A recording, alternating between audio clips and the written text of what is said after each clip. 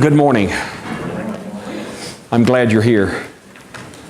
It is a joy to have you in the house of God, to sing praises to His name, to allow the faith once for all delivered to the saints to so shape us and to so mold us that our lives become different. Because, brothers and sisters, pay attention. This is the only motivation for the practice of the Orthodox faith that will ever be strong enough to overcome the tug of the gravity of mediocrity that grips us so easily in our lives. Our life was meant to be changed by the message of our precious Orthodox faith. Our life was meant to be influenced. Our opinions, our thoughts, our attitudes, our priorities were meant to be directly impacted by the theology we say we believe. That is the only motivation strong enough to pass on to the next generation. It is the only, folks, it is the only motivation strong enough to overcome the power of mediocrity, the tug of the present world's secular mindset that have any hope of instilling in our children a hunger to preserve what we say we love. It is the only motivation strong enough. Today, we remember St. Gregory Palamas of the 14th century. The passage that we read this morning used to be read before Great Lent began, but because St. Gregory Palamas preached on this passage, we now move the reading of this gospel to his Sunday that we remember him.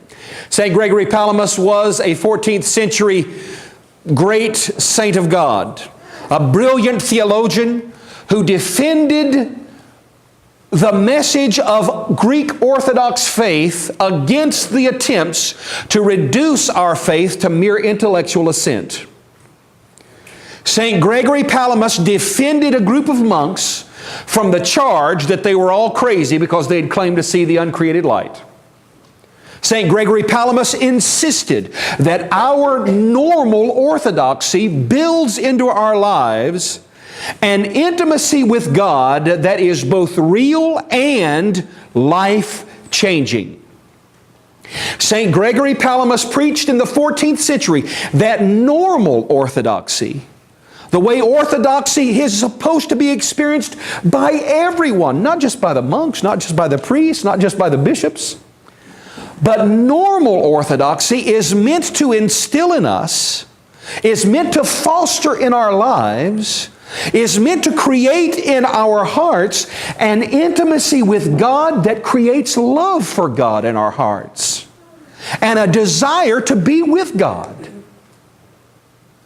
This, brothers and sisters, St. Gregory Palamas also insisted that it attacks a particular sickness among us. I'm going to paraphrase from one of the sermons he preached on this passage that we read today. He said, there are many of us who come to divine services to stand and sing praises to God and to know God better. But then there are many of us, now this is in the 14th century, folks.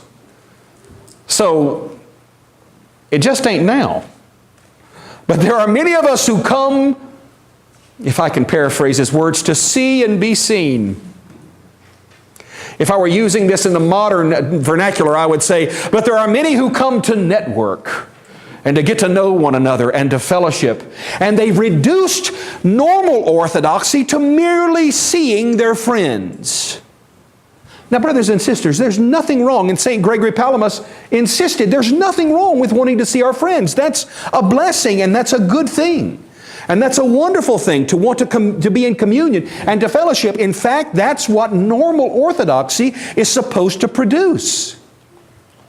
But brothers and sisters, the only healthy Communion with each other is a communion that prioritizes my relationship with God before my relationship with my family, with my friends, with my country, with my very self.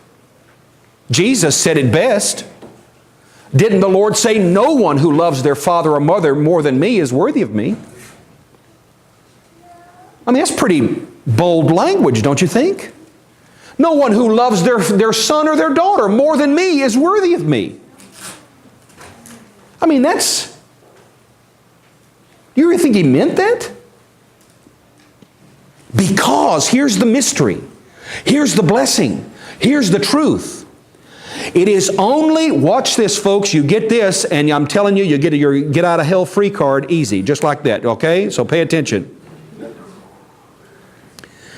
The only way for me to ever love my wife or my children or my friends or my family or my country or my culture in a proper and healthy way is for me to prioritize my love for God above all of those things. The second any of those things grab my love and grab my attention more than my love for God and my practice of normal orthodoxy, trust me, everything else starts getting out of hand. In fact, it isn't a mistake. St. Gregory Palamas insisted this today.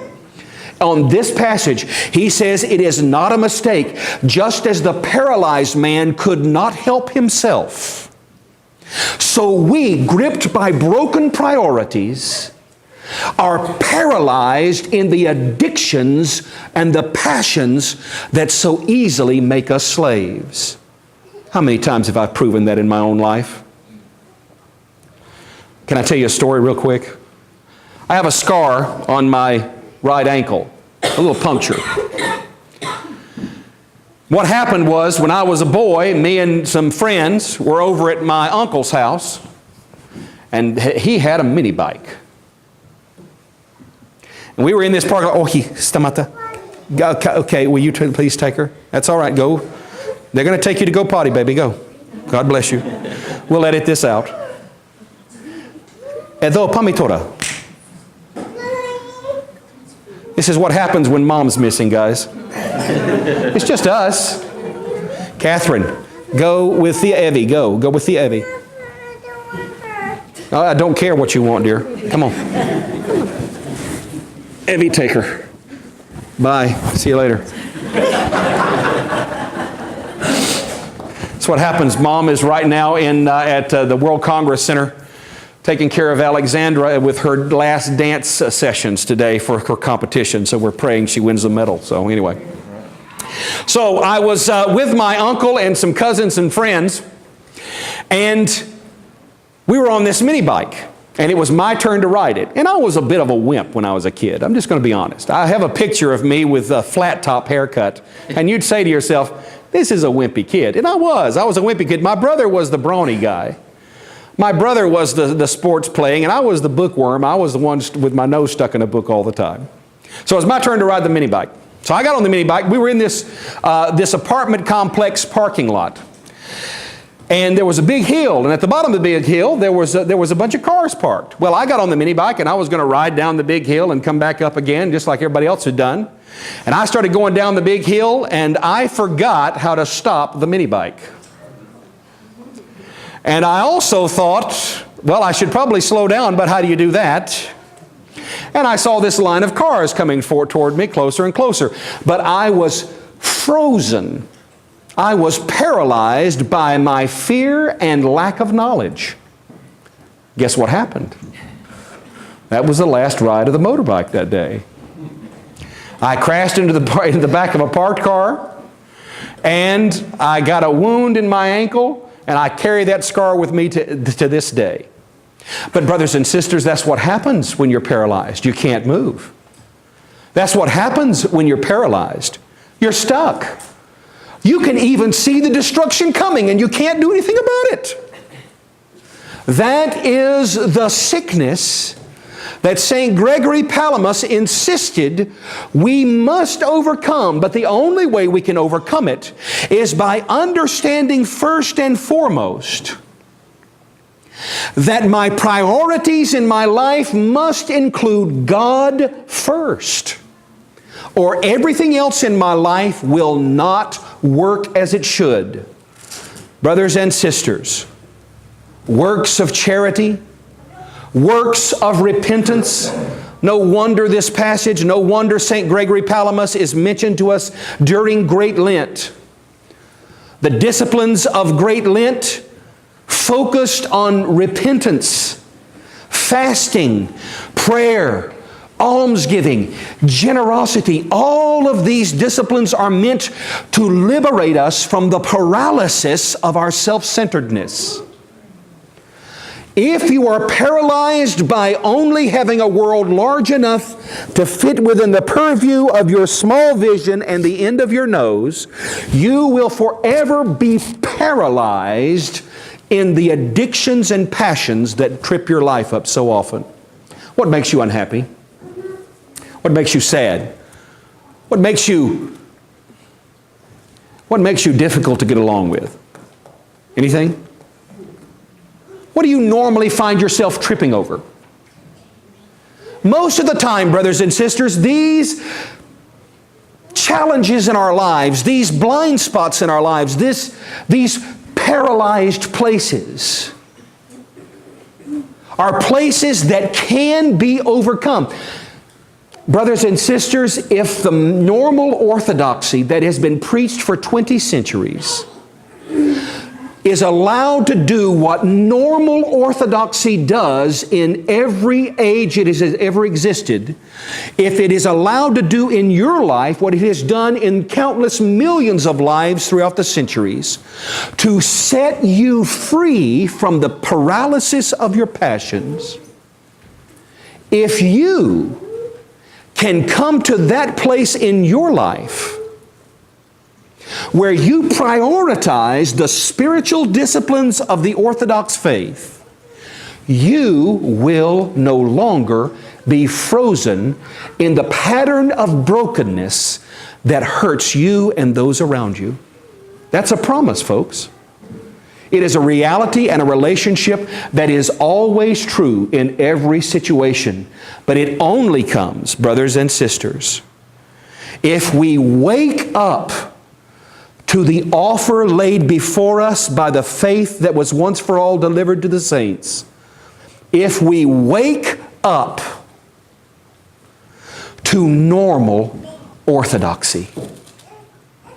Today, as we remember St. Gregory Palamas, let us be encouraged by his words to so prioritize our faith and our love for God that we have transformed lives, because, brothers and sisters, it is only a message and a promise of a life that can be transformed that will ever be strong enough to overcome the easy mediocrity that passes on a weak faith to the next generation.